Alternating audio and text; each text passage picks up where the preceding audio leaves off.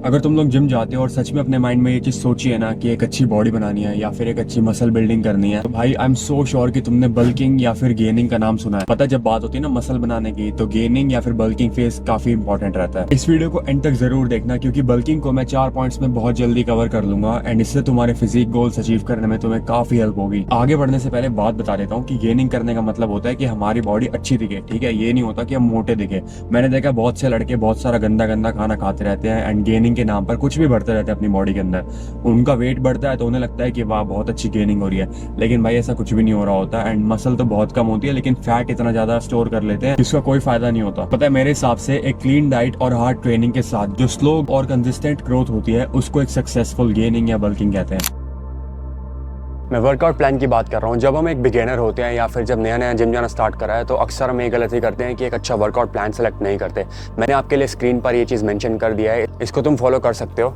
और मैंने जो वर्कआउट प्लान तुम्हें दिखाया ये अच्छा है। अगर तुम्हें कोई और पसंद है तुम उसको भी कर सकते हो। जस्ट मेक श्योर कि अपने वर्कआउट को तुम्हें बार बार स्विच नहीं करना है। मेरे कहने का मतलब है जो भी वर्कआउट स्प्लिट तुमने सेलेक्ट करा है अपने लिए, उसी पे टिके रहो। कम से कम 16 से 20 हफ्ते उसी में प्रोग्रेस करो एंड देखो तुम्हारी बॉडी कैसा रिस्पॉन्स कर रही है। अब होता क्या है, हम इंटरनेट पर नई नई वीडियोज़ देखते हैं, उसमें नए नए वर्कआउट स्प्लिट्स आते हैं या फिर अलग अलग एक्सरसाइज आते हैं, उसको जाके हम ट्राई करने लग जाते हैं, लेकिन अपना जो एक्चुअल वर्कआउट है उसको भूल जाते हैं। मैं ये नहीं कह रहा कि नई एक्सरसाइजेस ट्राई करना बुरी बात है, लेकिन अगर हम बार बार अपने वर्कआउट प्लान को चेंज करते रहेंगे तो हमें खुद नहीं पता लगेगा कि हमने कितनी प्रोग्रेस करी एंड बॉडी बिल्कुल भी नहीं बनेगी।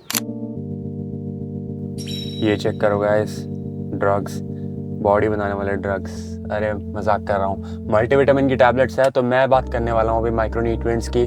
मैं जानता हूँ कि सभी लोगों को ये बात पता है कि बॉडी बनाने के लिए या फिर अच्छी गेनिंग करने के लिए हमें अच्छे कार्ब्स, अच्छा प्रोटीन, अच्छे फैट्स लेना पड़ता है, लेकिन माइक्रोन्यूट्रिएंट्स को बिल्कुल नहीं भूलना है, जो कि इक्वली इंपॉर्टेंट होते हैं हमारे बॉडी फंक्शन के लिए। अब हमारी बॉडी अगर अच्छे से काम करेगी तभी हमारी मसल बिल्डिंग भी अच्छे से होगी। हमारी गट हेल्थ के लिए एंड बॉडी फंक्शन के लिए हमें ऐसा खाना भी ऐड करना है जिससे हमारे माइक्रोन्यूट्रिएंट्स की पूर्ति हो जाए, जैसे green vegetables and sometimes good fruits as well. जितना न्यूट्रिशन डेंस फूड हम खाएंगे ना उतना ही बेनिफिशियल होगा हमारे लिए। हाँ, तो मैं सप्लीमेंट्स के कैप्सूल दिखा रहा था ना, ये मल्टीविटामिन है जैसे मैंने बताया। तो कुछ लोग अपनी माइक्रोन्यूट्रिएंट्स को पूरा करने के लिए जैसे फिश ऑयल के कैप्सूल लेते हैं, मल्टीविटामिन भी लेते हैं। ये सब जरूरी है, लेकिन कभी भी ये चीज़ें होल फूड से ऊपर नहीं आएंगी।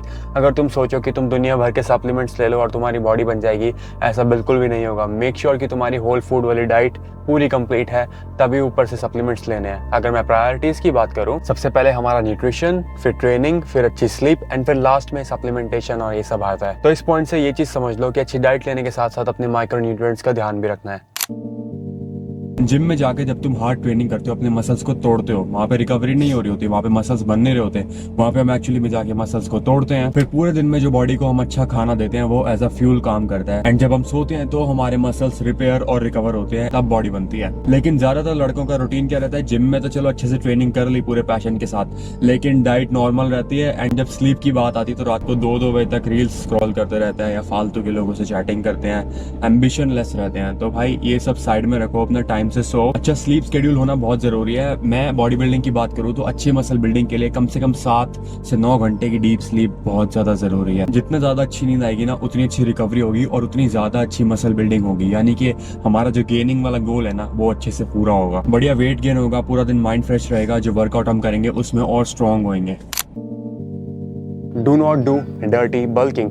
तो गाइस ये गलती मैंने करी अपने इनिशियल डेज में। मैं चाहता हूँ तुम इसे बिल्कुल भी मत करना। क्या होता है कि जब हम डर्टी बल्किंग करते हैं, जब खाना गंदा गंदा खाते हैं, तो डेफिनेटली हमारा वेट तो गेन होता है, लेकिन मसल गेन बहुत ही कम होता है एंड मेनली हम फैट गेन कर रहे होते हैं। पता है जब मैं ऐसे करता था ना, मैं पिज्जा बर्गर्स खा के जो गेनिंग कर रहा था, डर्टी बल्किंग कर रहा था, तो मेरा वेट तो बढ़ रहा था एंड मैं बहुत ऑब्सेस्ड हो गया था वेइंग स्केल से। देखता था कि मेरा वेट बढ़ रहा है, मुझे लगता था कि मैं बहुत अच्छी बॉडी बना रहा हूँ, लेकिन ज़्यादा से ज़्यादा वो फैट था जो कि किसी काम का नहीं होता। एंड उसकी वजह से मुझे काफ़ी साइड इफेक्ट्स भी हुए, जैसे कि काफ़ी एक्ने हो गए थे, स्ट्रेच मार्क्स आ गए थे एकदम से, जिससे स्किन क्वालिटी बैड होती है।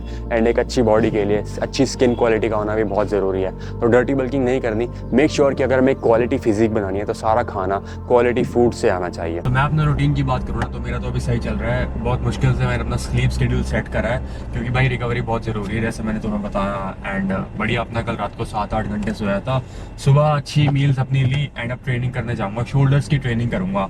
तो मैं चाहता हूँ अगर तुम्हें कोई डाउट है ना, तो कमेंट करके मुझे बता सकते हो। कोई दिक्कत है तो लिख सकते हो कमेंट्स में, या मुझसे क्या एक्सपेक्ट करते हो इन फॉर्म ऑफ कंटेंट। बाकी जो मैंने तुम्हें 4 पॉइंट्स बताया ना बल्किंग पे, इस पे जरूर से ध्यान देना। एंड अगर ये वीडियो थोड़ी सी भी हेल्पफुल लगी तो मेक श्योर गाइस इस चैनल को जरूर से सब्सक्राइब करना। हमारा नया चैनल है and I am trying to grow it.